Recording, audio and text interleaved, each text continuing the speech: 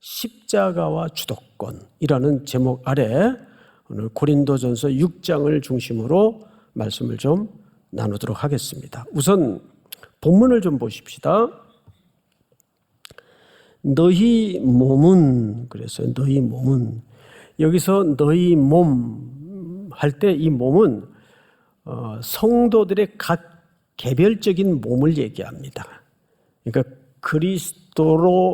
그리스도를 머리로 연결된 그 전체적인 몸을 얘기하는 게 아니고, 강조점이 어디 있는가 하면 여러분 각자의 몸은 그 뜻이에요. 거기에 강조점이 있어요.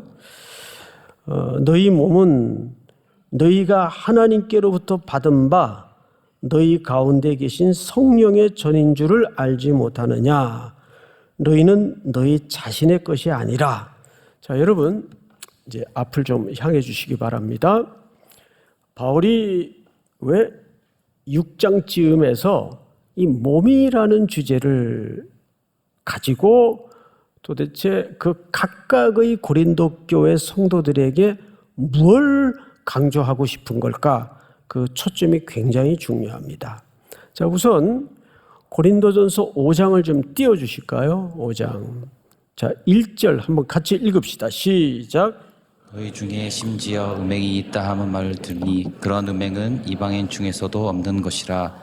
누가 그 아버지의 아내를 취하였다 하는도다. 자, 1절을 잘 보시면 너희 중에, 여기 너희라는 것은 세상 사람들을 얘기합니까? 교회 안을 얘기합니까? 그렇죠. 고린도 교회 성도들을 얘기하는 거예요. 너희 중에, 그러니까 교회 안에 그 뜻이에요. 심지어 음행, 여기 음행이라는 말은 포르네이아, 여기서 포르노라는 언어가 파생이 되죠. 포르네이아, 이 음행이라는 말은 그 당시의 문화적 배경에서 그 용례를 찾아보면 첫째 근친상간, 그리고 두 번째는 신과의 접촉을 위한 신전 창기들과의 합법적인 관계, 그리고 간음, 이런 것들이 총체적으로 녹아진 표현이 포르네이아, 음행이라고 말합니다. 음행이 있다함을 들으니 그런 음행은 심지어 누구도 하지 않는 거예요. 하나님 믿지 않는 이방인 중에도 그런 음행은 없었다. 그러니까 심지어 교회 안에 세상에 그런 음행이 자리 잡기까지, 문화가 되기까지, 그게 아무렇지도 않은 지경이 되기까지 얼마나 오랜 시간 이 일이 습관적으로 반복되어 왔는가를 암시하고 있는 겁니다. 자, 그 이유를 하반절에서 좀 볼까요? 음행이 있다함을 들으니 그런 음행은 이방인 중에서도 없는 것이라. 누가 그 아버지의 아내를 어떻게 하였다? 취하였다. 이 동사는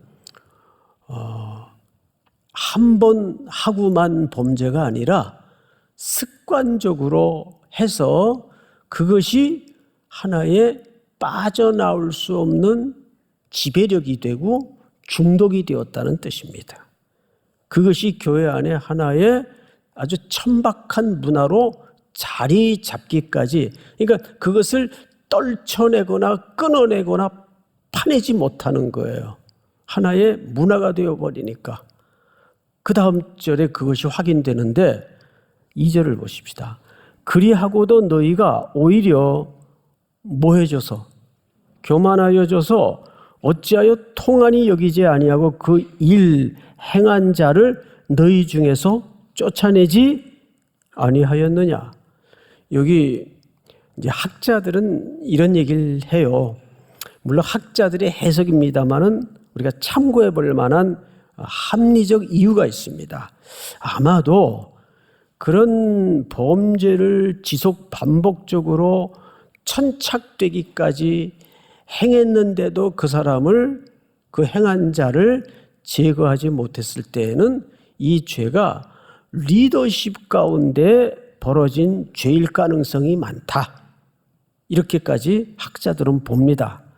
자, 그러면 한 단계로 조금 더 넘어가서 이것이 어떻게 문화로 자리 잡았는가를 보죠. 자, 6장 12절을 띄워주세요. 모든 것이 내게 가하나 다 유익한 것이 아니요 모든 것이 내게 가하나 내가 무엇에든지 얽매이지 아니하리라. 자, 여러분 이 본문 아주 중요합니다. 여기에서 반복되어 기록된 똑같은 문장이 하나 있어요. 뭐죠? 그렇죠. 모든 것이 가하다라는 주장입니다. 이 말은 사도 바울의 얘기가 아니라 당시 고린도 교회에 누구나 알고 있던 슬로건이에요. 구호입니다. 큰 익숙한 명제였어요. 고린도 교회 안에 슬로건이 있었어요. 그 슬로건이 뭐냐면 모든 것이 가하다. 이 말을 오늘 현대적 의미로 좀 풀어서 다시 생각을 하면 우리는 모든 것으로부터 이제 자유한다 그 뜻이에요. 근데 이 모든 것으로부터 예수 그리스도의 피로 구속함을 받은 공동체이니까 이 말이 전혀 틀린 말은 아니에요. 표면적으로는 맞는데 이것이 잘못 해석이 되어졌습니다. 이 잘못 해석이 어떻게 경로를 뚫고 교회 안에까지 들어왔는가 하면 그 당시 고린도라는 도시는 항구 도시이다 보니까 일단 이게 많아요. 개도 수표를 물고 다닐 정도로 어쨌든 돈이 흘러 넘쳐요. 그러면 제가 항상 우리 청년들에게 말하는 게 있는데 시간 남고 돈 남으면 뭐밖에 할 게 없어요? 네, 죄밖에 질 게 없어요. 그러니까 가장 음란한 행위가 신전을 중심으로 벌어집니다. 신전 창녀들과 합법적으로 몸을 섞고 그들이 각자 섬기는 우상 숭배로까지 이 음행한 일들이 맞닿아집니다. 그리고 이 항구도시는 많은 문물이 오고 가는 위치이다 보니까 이 도시 사람들은 신지식을 굉장히 사모하고 숭상했습니다. 경제적으로 부유하죠. 우상 섬기는 도시로서 명성이 자자하죠. 그런데 어느 날 복음이 들어가고 그 복음이 자기들을 죄로부터 구속하고 모든 것으로부터 자유케 했다는 신학과 복음을 이해했어요. 그런데 이런 세상의 조류가 사상들이 교회 안에 밀려 들어오면서 이 성경을 잘못 해석함으로써 그들이 만들어 가진 명제가 뭐냐면 우리는 모든 것으로부터 자유하다. 그래서 우리는 우상에 드린 제물도 먹을 수 있고 먹을 수 있죠. 우상은 아무것도 아니니까 그런 실질적인 신뢰서부터 모든 것으로부터 자유하다 해서 교회 안에서 방탕하고 음행을 저지르는 일을 아무렇지도 않게 받아들이기 시작했습니다. 그것도 지도층으로부터 시작된 거예요. 그러니까 교회가 얼마나 무질서해졌을까요? 더군다나 유독 성경에 등장하는 교회 가운데 은사가 유독 많았던 아주 문제투성이의 교회였습니다. 이 고린도 교회는 현존하는 지상의 교회들이 갖고 있는 문제들이 다 녹아져 있는 종합백화점이라고 할 정도로 그런 대표적인 교회가 고린도 교회입니다. 방금 5장에서도 살펴보았죠. 너희 중에 심지어 이방인들에게도 없었던 음행이 자리 잡고 있다는 것을 내가 들었다. 그리고 이제 6장 12절을 다시 보시면 모든 것이 내게 가하나, 그러니까 이 말은 바울의 얘기가 아니라 그 당시 교회가 갖고 있던 뭐였다고요? 슬로건이었어요. 가하나 다 유익한 것이 아니요 모든 것이 내게 가하나 내가 무엇이든지 얽매이지 아니하리라.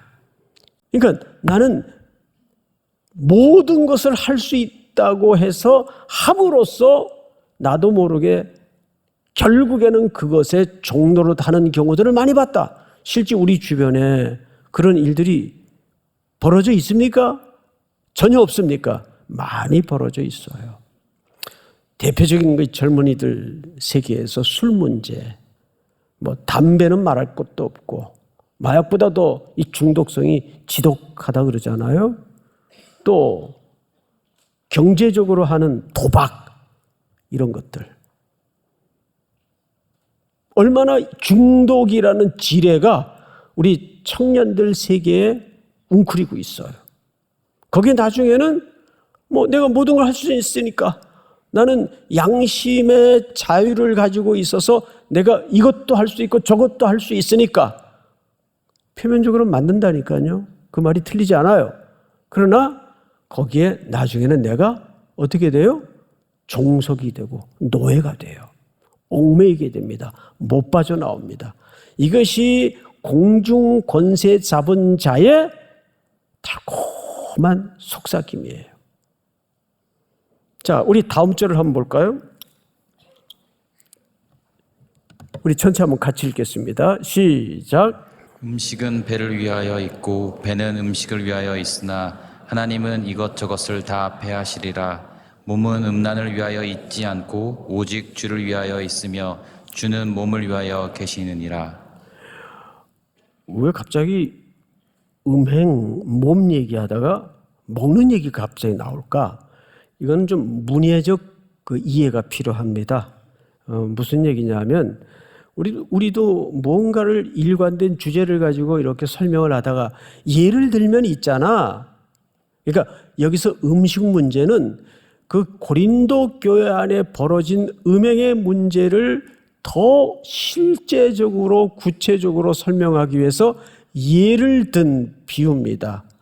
음식으로 치자면 그 뜻이에요.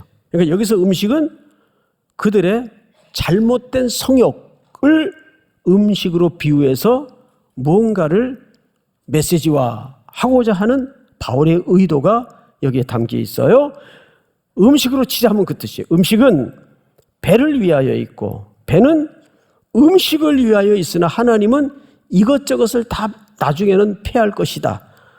그거와 같이 몸은 음란을 위하여 있지 않고 또 오직 누구를 위하여 우리 몸이 존재한다는 거예요?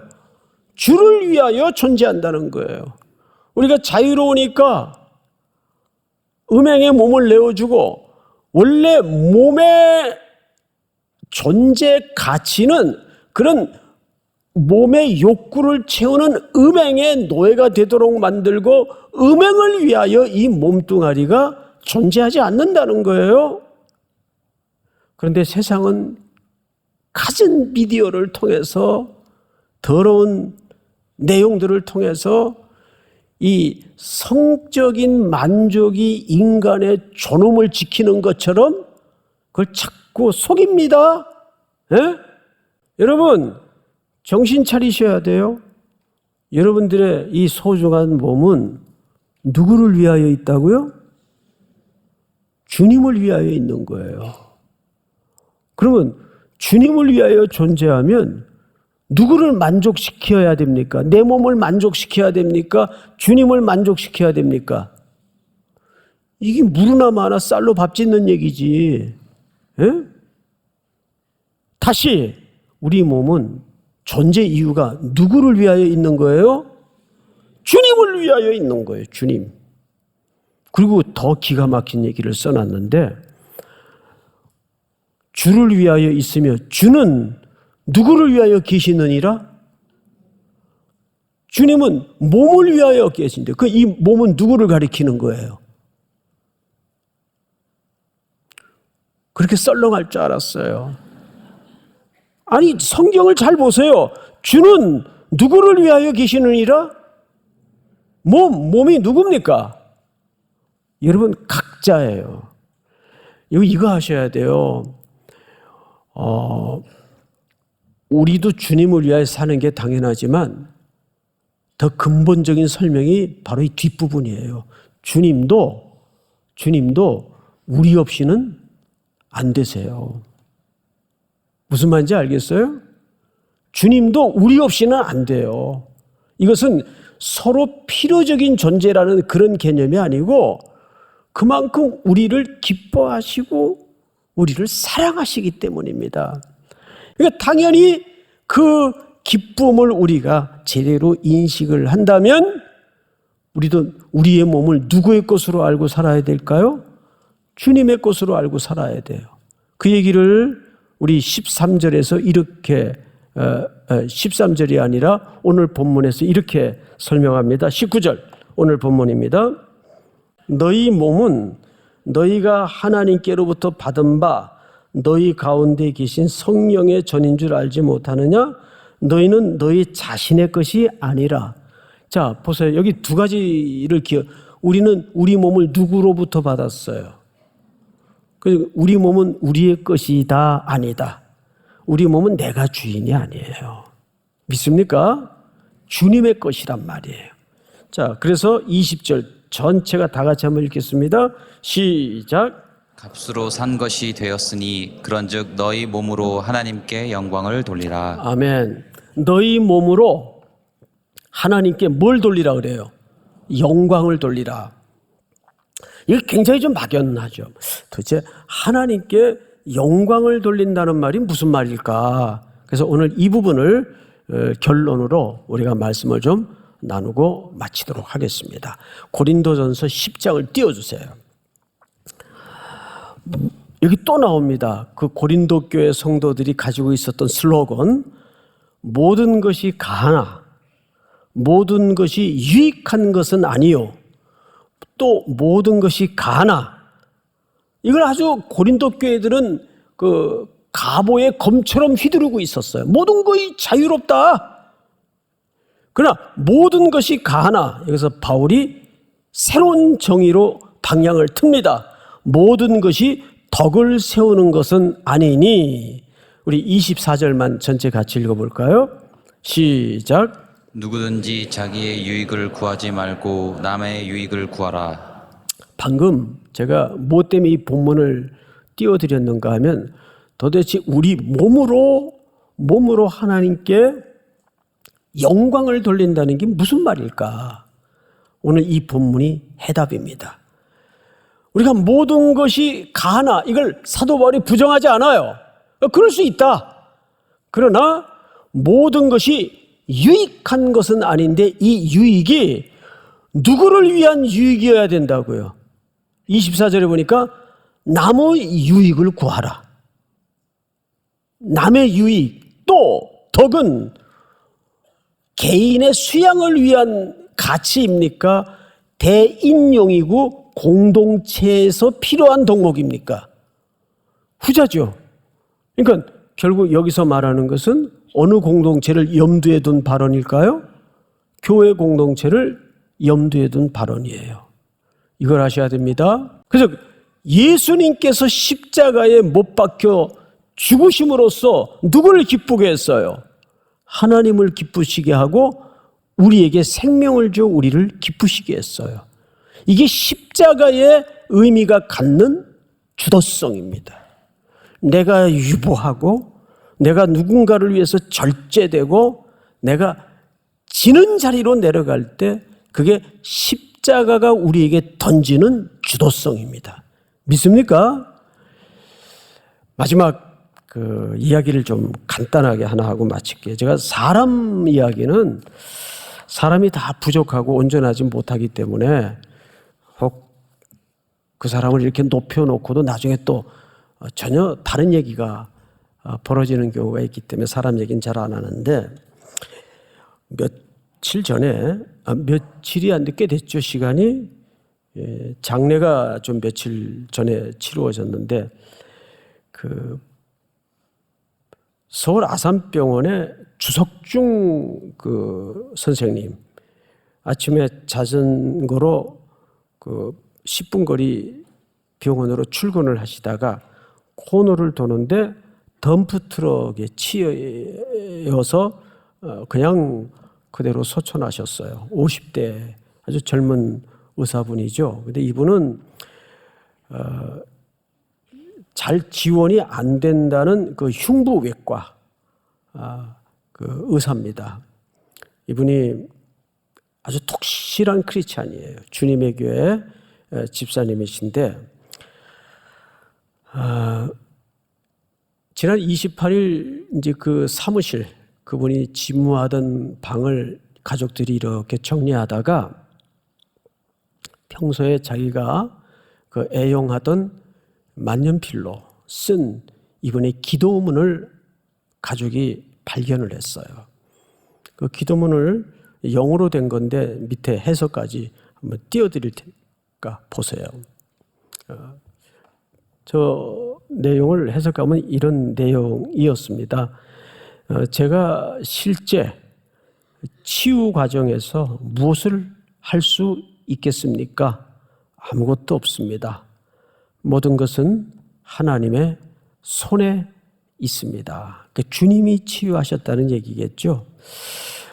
단순히 여기까지만 보면 이분의 참 신앙이 참 숭고했구나 우리가 그렇게 여길 수 있는데 이 작고하시기 며칠 전에 그 아내와 사석에서 나눈 대화입니다. 이런 대화를 아내와 나눴다 그래요.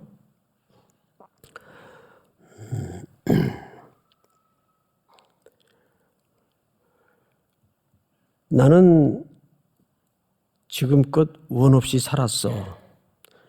수많은 환자를 수술해서 잘 됐고 여러 가지 새로운 수술 방법도 좋았고 하고 싶은 연구도 하고 쓰고 싶은 논문도 많이 썼어. 하나님께서 내려주신 소명을 다한 듯하여 그저 감사하고 행복할 뿐이야. 이렇게 아내에게 며칠 전에 마치 마지막을 암시하듯 이런 대화를 나눴다 그래요. 그리고 이제 얼마 있다가 사고가 난 겁니다. 이번 장례하는 날 이분이 좋아하던 찬송 중에 나의 영원하신 기업 그 찬양으로 장례식을 마쳤다고 그래요. 그 가사를 한번 좀 띄워주실까요? 나의 영원하신 기업 생명보다 귀하다. 나의 갈 길 다가도록 나와 동행하소서. 주께로 가까이 주께로 가오니 나의 갈 길 다가도록 나와 동행하소서.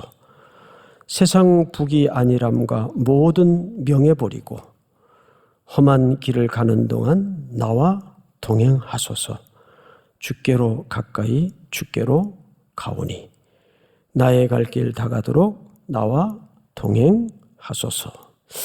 여러분 어떻습니까? 한 개인의 인생이지만 우리 평생의 시간과 재능과 우리의 몸을 우리가 누구를 위해 누구의 소유이기에 누구를 위해 써야 될 것인가? 이것이 바로 우리 몸을 주님의 영광을 위해서 드리는 삶의 태도입니다.